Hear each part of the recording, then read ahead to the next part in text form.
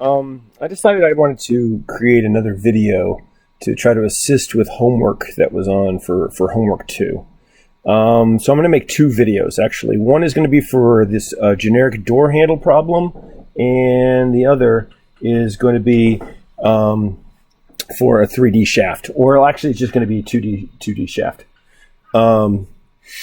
So here's the video that we're going to do for this loaded structure. So this was like homework 2 from 2 years ago.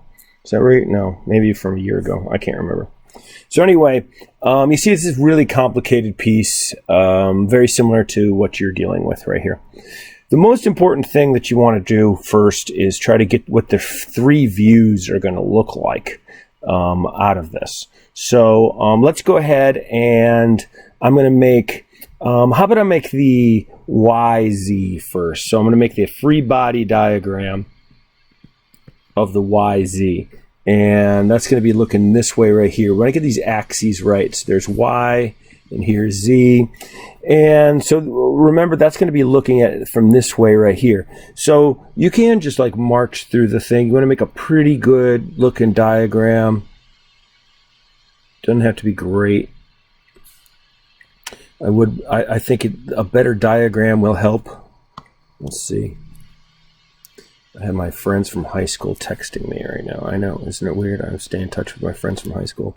Oh, right now this thing is not working well for me. Okay, there you go. So yeah, that's what this kind of looks like, and I would personally draw in all the forces next that you can see, and so that's going to be a force up right there, and I think that's 5 kilonewtons. 5 kilonewtons we put onto there. We also have a force coming down this way, and then I think I'll draw it over that way so this is the 15 kilonewtons, and the one coming down is 20 kilonewtons, and you won't be able to see, well, no, you can, sorry.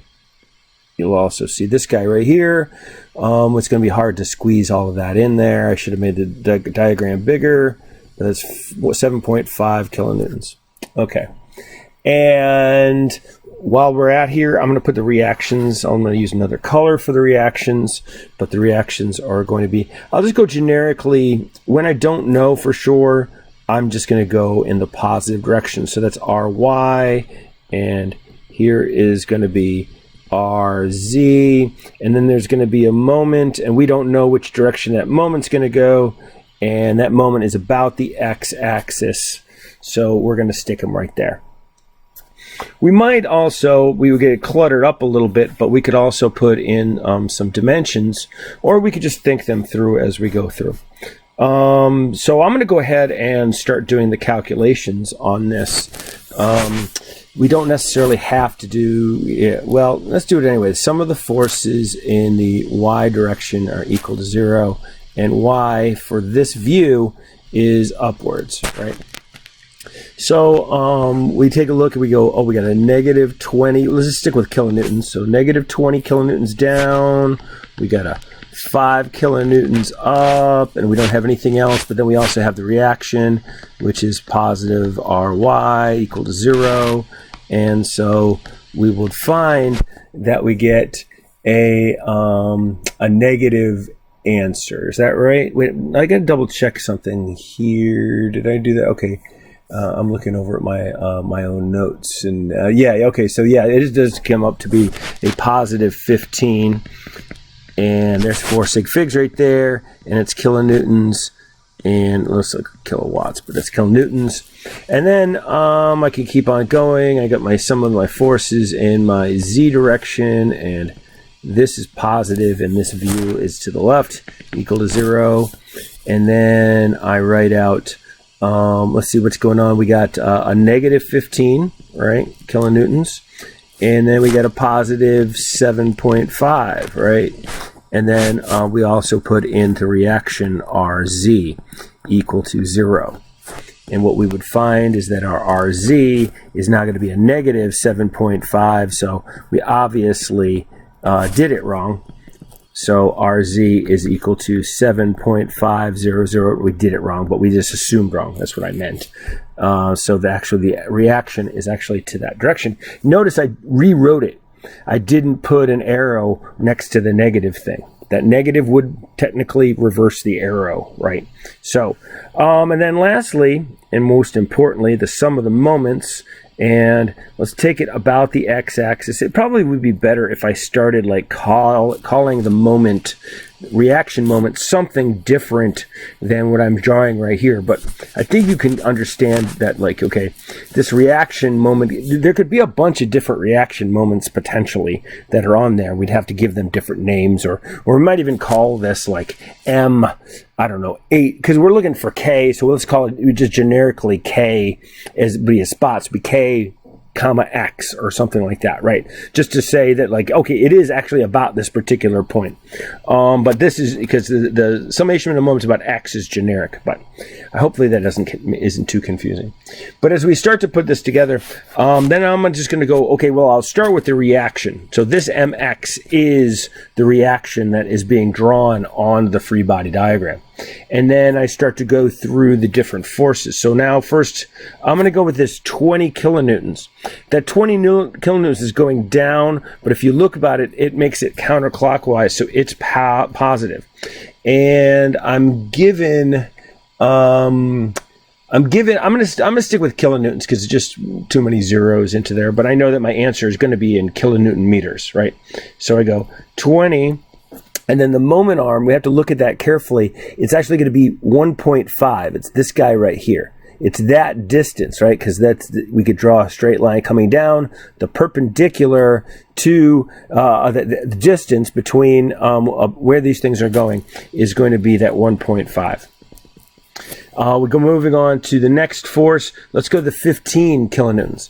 Notice that's going to be moving kind of like, if I could, maybe I'll draw with colors on top of this, but this would not be something you would draw.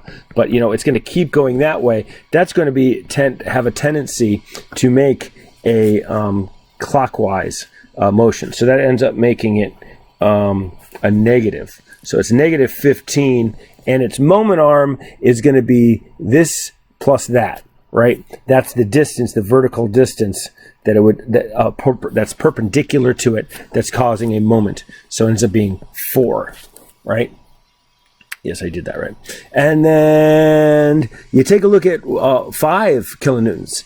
It doesn't cause a moment because it's passing directly through the point about which we're doing. But we take a look at 7.5, and that is going counterclockwise, right? That's going to make the thing rotate in that direction. So that's a plus 7.5, and its moment arm is going to be 2 plus our 7.5, right? Because this is the distance right here. So the 2 plus 7.5 ends up, 0.75. 2 plus 0.75, which we could do in our heads, 2.75, equal to 0, and I get a moment about X is going to be equal to negative 9.375 kilonewton meters. Therefore, mx is equal to 9.375 kilonewton meters. Should be a little dot or something in there.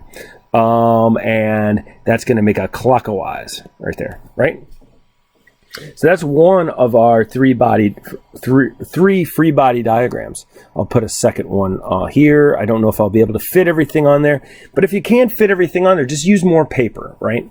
So the next one that I'm going to go to is I'm going to do it in the XY plane, right? So I'm going to be looking from over here, right? I'm looking at X and I'm looking at Y. So I want to draw this thing, this little goalpost looking steer thingy. And we want to declare what plane we're in. So that's what we put the coordinate axis over here. We'll draw, that's this first part. And then this part comes out over here, but this kept going down, something like that. And I'm drawing it real small. Like I said, you can go ahead and use a lot more paper, right? Make the thing big. Here I'm trying to just keep it small. Keep my number. I want to use the same slide is basically so that you can keep seeing all these things. So let's see. I already started drawing forces. This is the 20 kilonewtons shows up right here. The 15 doesn't because it's into the page. The 10 does show, even though it looks like it's on the same guy over here, but it's over here. So there's a 10 kilonewton. Other ones now are, let's see, that 5 kilonewton right there is going to show up, but the 7.5 won't. And now let's put on our reactions. We already know Ry, but it shows up in this diagram, so let's put it. We don't know Rx, so let's put him on there. And then we also have a moment here, but they have like, there's actually in this particular case, right, you can look at this right away and go 10 kilonewtons, well, that goes counterclockwise. 5 kilonewtons, well, that goes counterclockwise, right? And the 20 kilonewtons doesn't do anything to help the moment. So both of the forces that are causing moments are going to cause counterclockwise. So we could just kind of know from here and know right away. It's when they compete against each other that we can't be certain. And now this is going to be the sum of the moments about Z right here. So the only calculation we have to do for the forces is going to be the x direction, because we already did y, we already did z, so we do the sum of the forces in the x direction is equal to 0.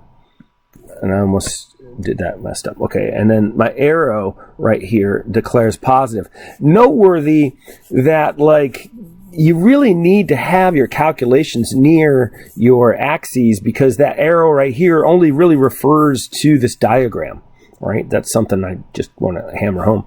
And this is a pretty easy one to do because there's only one force in the x direction.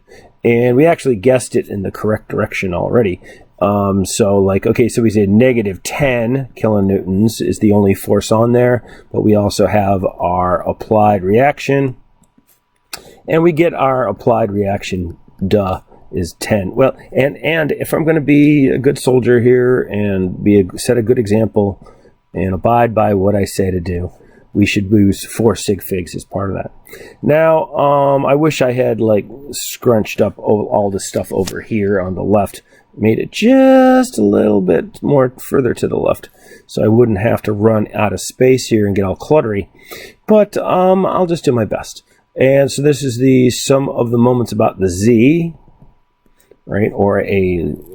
And then, so looking through here, we already said that 10 kilonewtons was going to be positive, and its moment arm, just like the like some of the other ones we experienced, is going to be this 2 plus 2, right? Because that's the perpendicular distance from it to the point that we're going across. So that's going to be 4. And then we take a look at 5 kilonewtons, and that's got a moment arm of 1 meter, right? Because that's the perpendicular distance, like running over to there. So that 2 is positive, and it's 5, 1. And then I didn't put the reaction in there yet, but it's going to be minus mz, because that's the way I drew it, right? The signs depend on the drawing. And working through that, I got an mz of 45, right? Which makes sense, like 4 times 10, yes, and 0. And then these are kilonewton meters, and this is clockwise. And then lastly, on the other view, I'm going to take a top-down view, and most of the time, we could rotate this lots of different ways.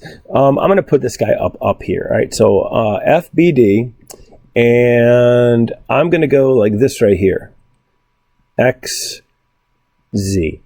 I totally could have gone XZ, and that's almost kind of like more normal. I think I even wrote that on somebody's homework, like, so I'm trying not to be a hypocrite right here, but either way right here kind of works out. It's a lot of times it's the way that this thing like appears, and it just kind of seems natural that you'd be looking down and the thing would look like this right here, right?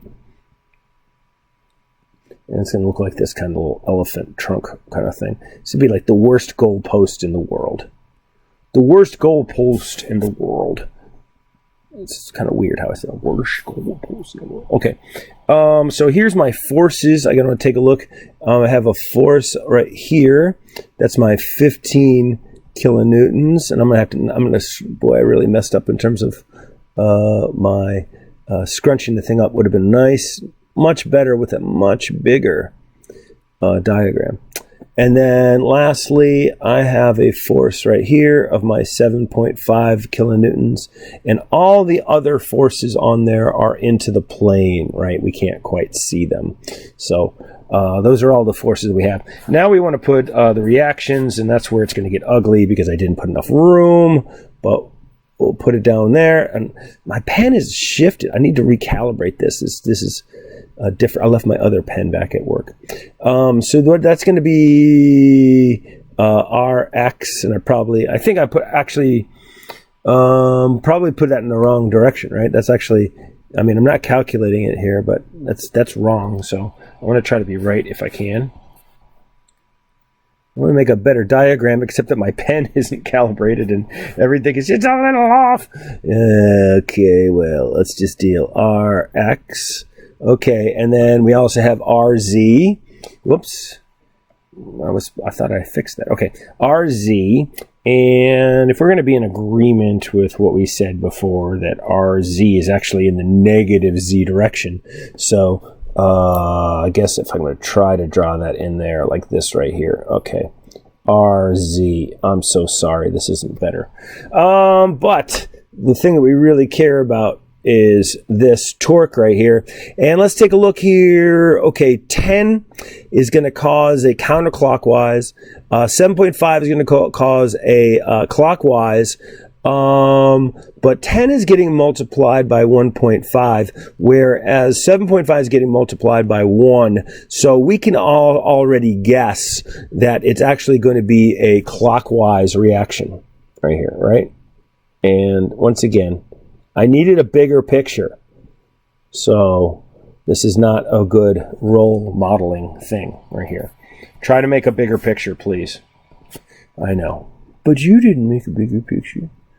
Well, I'm an imperfect person, and if all you could do was just be exactly like me, then that would just not a bunch of me clones. That wouldn't be very good, right? Nobody wants that.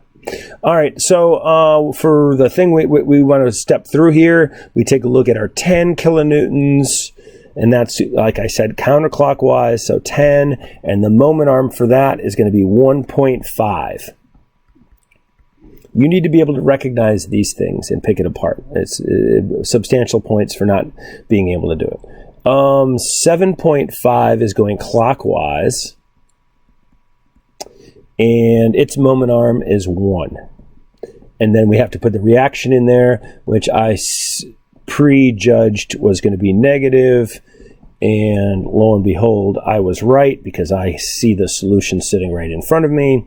And we had 7.5 kilonewton meters here too. And like looking back at this, I really wish I had picked different numbers so we wouldn't have, well, no, it's not too bad. Okay, so the moments that we have, coming back onto this, just take a look. We have this moment, and this moment.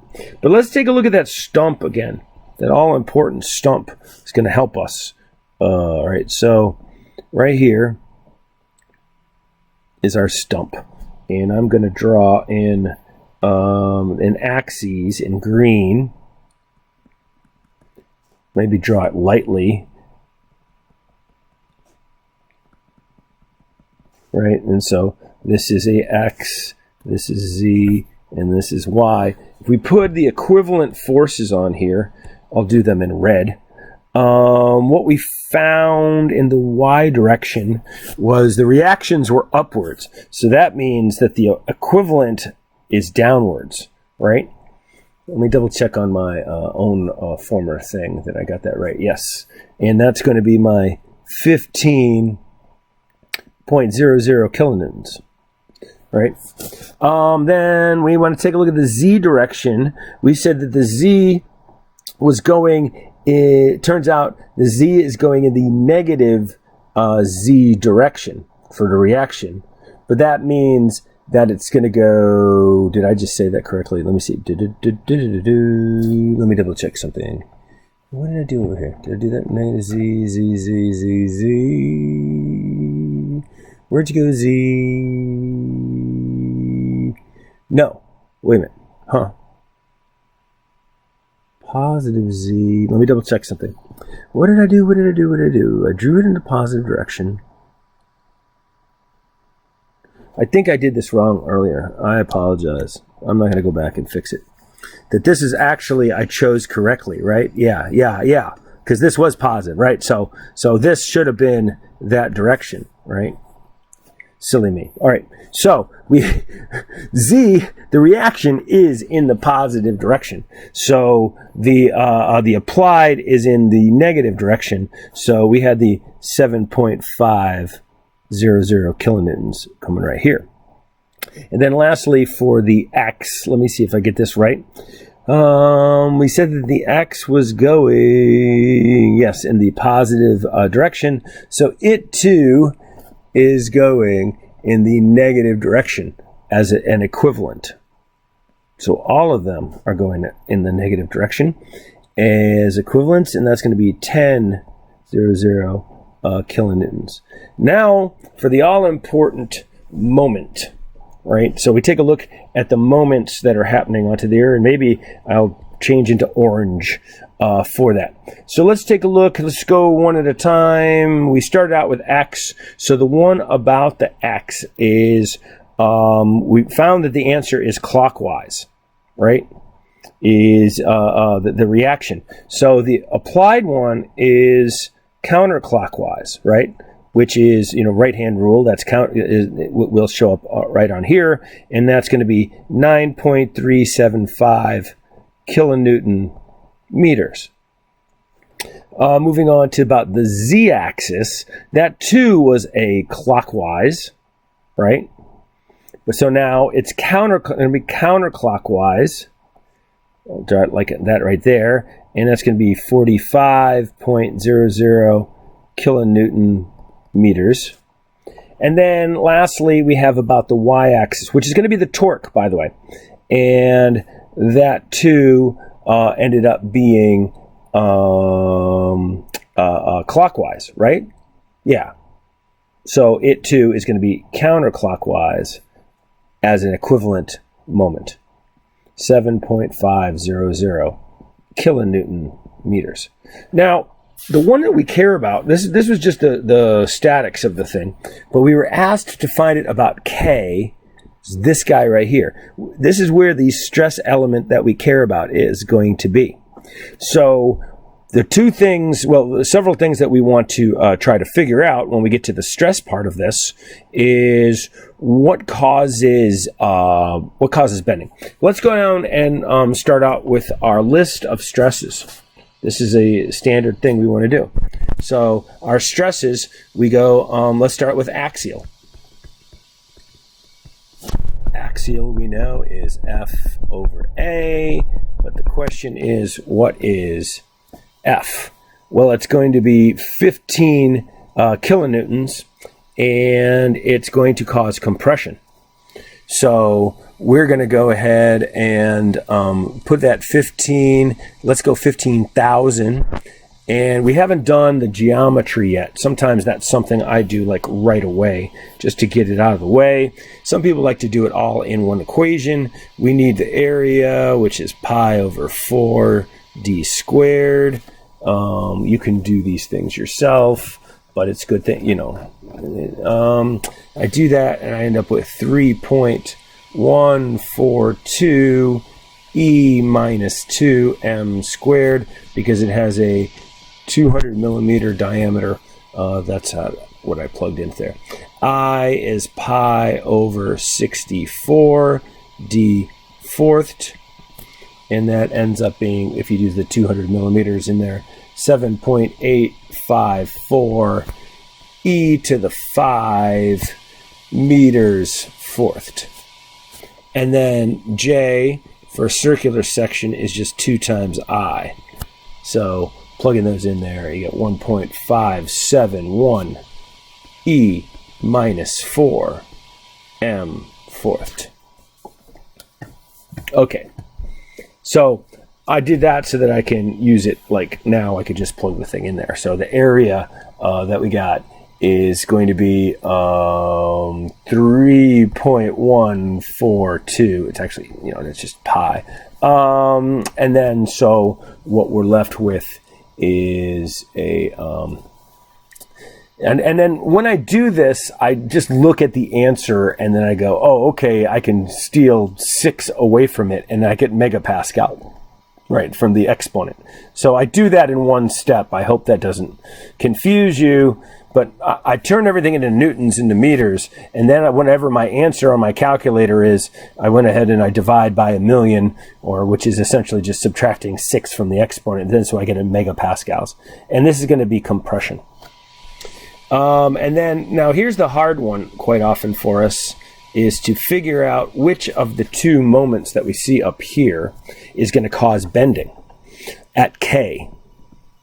Well, you can actually just look at it from this diagram, and it's pretty clear that it's going to be the one that goes about the z-axis, right? Because the one about the x-axis is going to cause bending over like here and over here, but it's going to be 0 at the neutral axis, which is the neutral axis and x are actually the same axis, right? So the bending is 0 on that, but the maximum is going to be over here, right? Excuse me. The maximum. Let me say this again. That for K is going to have bending stress because of the 45 kilonewton meters, right? That's the one. So the bending stress is equal to MC over I, right? MC over I. Memorize it. So that moment that we just said is 45 kilonewton meters, or 45,000 newton meters. The C is going to be 1/2 of 200 millimeters, or 0.2 meters. And then the I, as we calculated that, as 7.8, or at least I wrote it down, that's supposed to be an 8, 54 E minus 5, and that ends up equaling 57.30 megapascals. And what is that, tension or compression? That's the other thing we have to have. If we take a look here, we can see that moment, as we've drawn it, is going to pull K apart. So that's tension. Really, really take a pause and think about that one when you get to that spot. And then now we want to give torsion. Usually that's like a standard thing as we're going down our list. And I like to weigh torque. I didn't give these guys subscripts. I give them axial. And I go bend. Okay. And so for torsion is TR over J. And then taking a look here. Torsion is going to be caused by that 7.5 kilonewton meter, because it's trying to twist the thing. So 7,500, and R is also 0.2 divided by 2. And our J, as we calculated up above, was 1.571 E minus 4. And we find out that it's 4.774 megapascals. And we will talk about the direction in a second. And the last stress we're going to have on here is transverse. And for a circular section, it ends up being 4/3 V over A. Our all-important question is which one of the forces causes transverse shear on this element K, and it's not going to be the force in the X direction. It's going to be the force in the Z direction, right? Because that's the one where K is to the side of the thing, right? So it ends up being, let me double check on that. It's going to be 7.5 kilonewtons, right? Or 7,500 newtons. and divide by the area, which was 3.142 E minus 2. And so that's going to end up equaling 0.3183 megapascals. And like I said before, I got the answer. I came out to newtons per meter squared, which I know is a Pascal, but it had like a bunch of more expo. But I just divided by 6 to get into the mega. So now this is not a step that you have to do, but I would recommend it. I want to draw my stress element, and because of the nature of this, I think we want to, we'll put the stress element. Only makes sense that it's in the YZ direction. You really ought to say what that is, right? Label what that is, that YZ direction. In fact, in our last thing, we also want to have our YZ. That's going to be our answer, is going to be written on here. But let me see. Let me put in my axial stress, right? So axial stress is causing compression. Bending stress is causing tension. Go to that purple there. So when we came out the stress in the Y direction, let's call it positive for the tension, 57.30, but it's going to be minus, and unfortunately this is not a whole lot.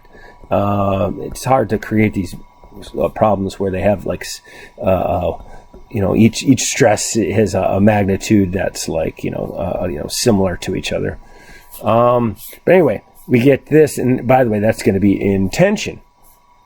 So we're going to put in our final answer right here. We'll draw it down here, and we'll put in that it's 56.8 megapascals. We don't need to write tension there because there's an arrow right on our stress element. But then we're going to go to the next. We have to go to torsion. Torsion. Which direction does torsion go? Well, we want to take, it's easiest to see on our stress element here. With our equivalent moment diagram and the stress element, you could see as this thing's moving along there, it's passing along the face in the negative Z direction, right? So it's going to come along and be like that right there. So that's going to be tau torque. And one more thing. Let's see. I guess I'll go blue here for my transverse. I take a look at what caused my transverse, remember, was the 7,500, the 7.5 kilonewtons. That too is going to, you see how it's going that direction, it's going across that face. So it too is going to be this way right here, tau trans, I put it right in there. So when I go to put what my tau, and this is going to be, I call it the YZ, right, tau YZ, they're going to be adding together, because they're in the same direction. So 4.774 plus 0.3183, and so I get a 5.092 megapascal, and looks like this, but we want to put all of them on there, get them all balanced out. Did I do it right? I got them all balanced, yes. And so I go 5.09 megapascal, and then that's my answer. And how did I do? I just want to know how I did. Let's see if can I show this? Can I just go up there? I had 33 minutes. It is a long time to do a problem. I agree. I could also ask you, and I was thinking perhaps what I should do is demonstrate a Mohr circle with this. Right. So this only has stress in one direction, but this is a very common problem. As you can see, if you were to look through the book, you see a lot of these types of problems, right? I made mine more complicated because I want you to have to do a free body diagram, because the parts and stuff that you're going to do in the real world aren't just all door handles. They could have lots of different forces on there, so it might overly simplify. I want to test you and push your statics ability, but also to evaluate it. I want you to really get good at statics if you haven't already. I think I could do like a little mini more circle thing right here. I don't have my drafting tools with me, but you could see that this, once you get used to doing it, you could do this very quickly, right? So what we could see is that one of our faces, we're going to plot, let's plot the side face first, and that's going to be 0, right? One of our faces is going to be 0. It has 0 normal stresses on it, but it's got a 5.09, and that's going to be counterclockwise. But remember, on Moore's circle, it's a little weird. That ends up being a negative, right? So we would plot out a point at some point that's going to be 0 and negative 5.09. I'm just sticking this over to the side. 92 probably we want to put it there. And then, but the main face we're going to have, it is tension 56.8. And it's going to be having a clockwise. So it's going to have a coordinates of 56.8 and positive 5.09. So I'm just going to pick out this thing right there. That's going to say, I'm going to say that's 56. I don't even need to make it proportional. But I do know now that this is going to be very small, right? So right there is the point that I would plot where it was going to be my 56.8 82 and my 5.092, and over here is where my 0 and my negative 5.092, those plot points are going to be. And I'll start playing around with colors for no apparent reason. Draw those things in there, and right there is where my C is going to be. Calculating, well, I might as well calculate C is just going to be the average of those two, but the 0 and 56.8. So it's really just 56.82 divided by 2 right here. And I do have a calculator, and I haven't worked this one out, and so I will actually be doing this live. 56.82 divided by 2, and I get a 28.41. And I won't bother with units, but that's going to be what C is. Now, I want R. What I often, when you have this type of problem, is a very common problem where you only have stress in one direction.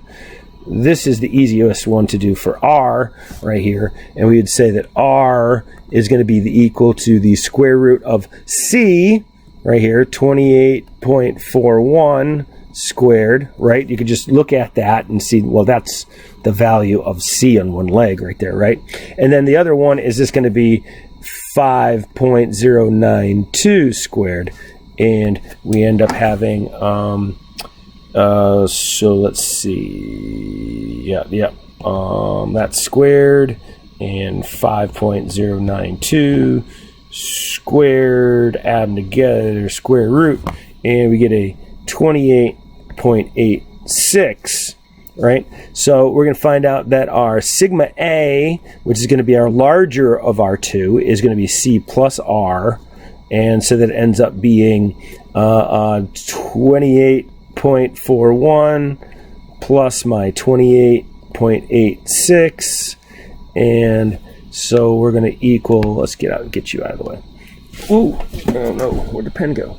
Oh, no. I'm going to have to use my... where'd you go? It's dark here. Well, there you go. There you go. All right. It shouldn't count towards my time, right? Did I just, drop my pen? 28.86 and 28.41, add them together, and we get a 57.27, and I'll write those as megapascals. And that is tension. And then I go for my sigma B, and that's going to be C minus R, and so it ends up being 28.41 minus 28.86, and this is a good time to have a lot more sig figs in there, because that's going to be, we're going to really get reduced in what we had right here, but let's we're only left with really two sig figs, 28.41 minus 28.86 minus, and I get a negative 0.45, and I guess I'll put a 0 in there. I don't know. because they, things fell out. But obviously that's in compression. So like when you gave the final answer, you'd not put negative with the compression. But now let's complete the thing with, I don't know, go dark blue. And do your best. Let's see, we're going to come upwards about the same amount as that radius and downwards with just about the same amount of the radius.